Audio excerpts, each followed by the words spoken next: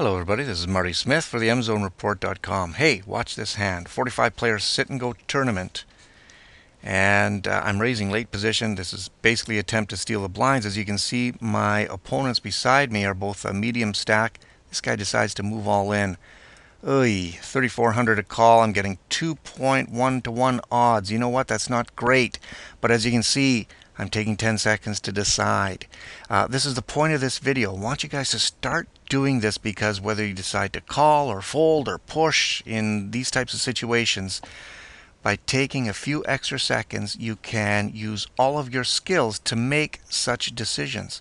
And when you do that, you're going to find that you're basically just going to be making more profitable choices overall. So now that was a GCI hand. And even though it wasn't that difficult, the problem is, of course, I was getting the right odds to call in tournaments. It's just that we were 8 seeded.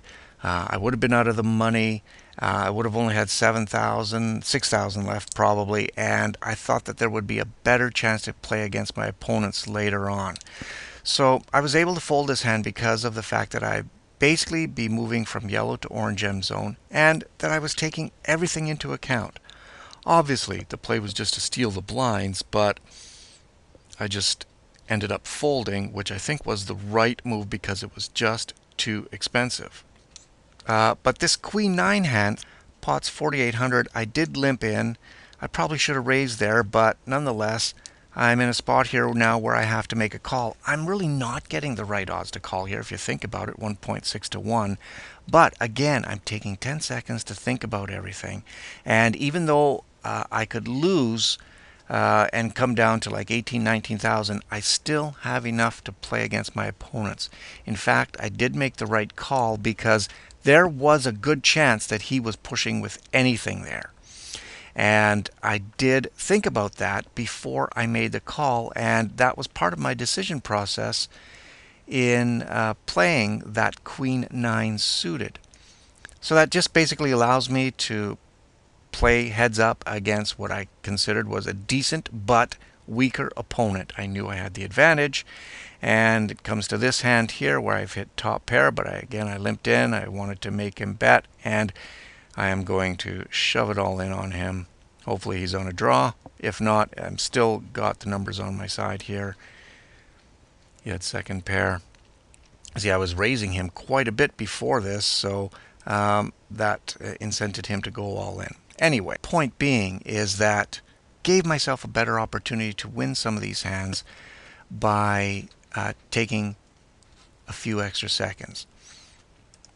You know, most poker tournaments are routine decisions throughout the game until you get to those GCI hands.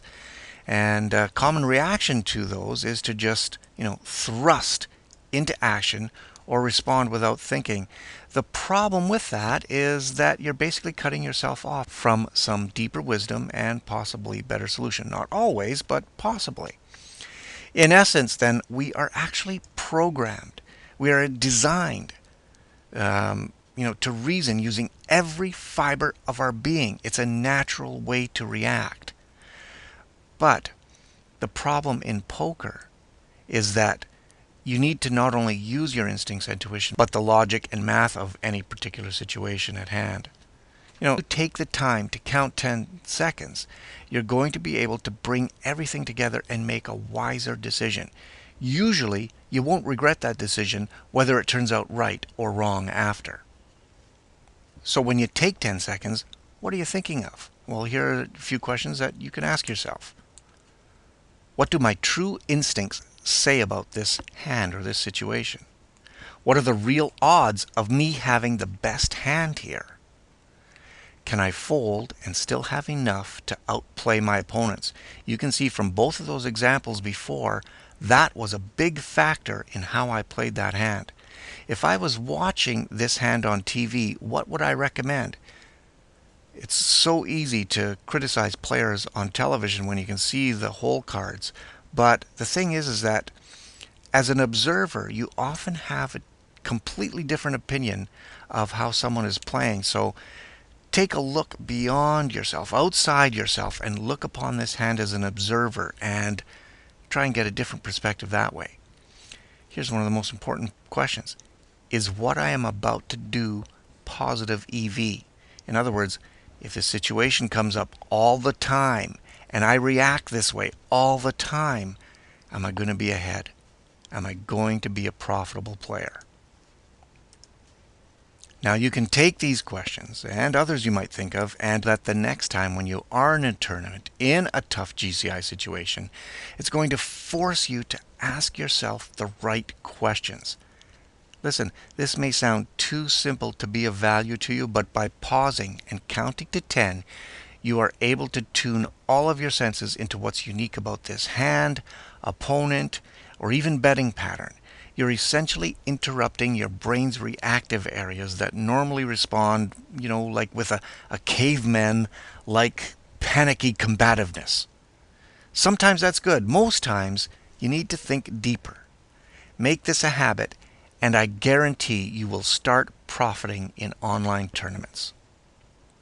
I hope that helps, and you can sign up for the free poker tournament strategy videos at mzonereport.com.